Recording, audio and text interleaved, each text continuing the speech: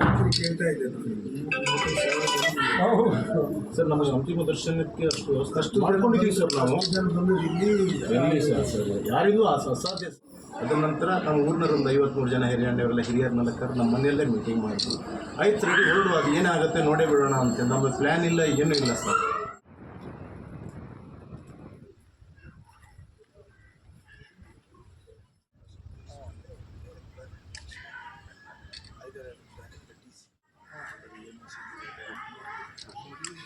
ಯಾವ ಡಿಪಾರ್ಟ್ಮೆಂಟ್ಗೆ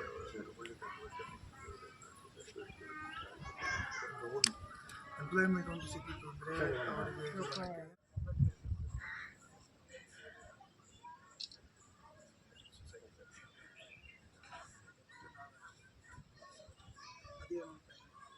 ಲೋಕಲ್ ಆಗಿ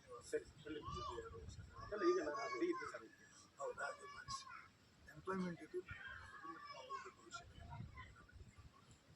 ಫಸ್ಟು ನಮ್ಮ ಕಾನ್ಸಂಟ್ರೇಷನ್ ಅದನ್ನು ಸಿ ಎಮ್ ಜೊತೆ ಫಾಲೋ ಧೈರ್ಯ ಬೇಗ ಹೇಳಿದ್ದಾರೆ.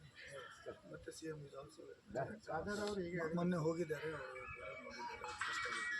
I will explain what it is. ನಾನು ಬಂದು ನೋಡಿದ್ದೆ ಏನೇನಾಗಿದೆ ಎಕ್ಸ್ಪ್ಲೈನ್ ಮಾಡಿ ಮುಗಿಷ್ಟು ಚಿಕ್ಕದಿದೆ ಮತ್ತು ಬೇರೆ ಬೇರೆ ವಿಚಾರಗಳಿಗೆ ಏನು ಹೇಳಿದೆ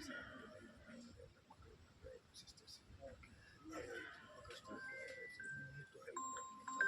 ಇಮಿಡಿಯೇಟ್ ಎಂಪ್ಲಾಯ್ಮೆಂಟ್ ಸರ್ಕಾರಕ್ಕೆ ಒಳ್ಳೆಯ ಹೆಸರು ಬೇರೆಯವ್ರ ಧೈರ್ಯ ಬರ್ತದೆ. ನಮಗೇನಾದ್ರು ಹೆಚ್ಚು ಕಡಿಮೆ ಆದರೆ ಸರ್ಕಾರ ಅಂಥವ್ರ ಧೈರ್ಯ ತುಂಬಬೇಕಾದ್ರೆ ಅನಿವಾರ್ಯ ಇದೆ ಅಂತ ಹೇಳಿದ್ರು. ನಾನು ಸಾಹೇಬ್ರಿಗೆ ಎಕ್ಸ್ಪ್ಲೈನ್ ಮಾಡಿ.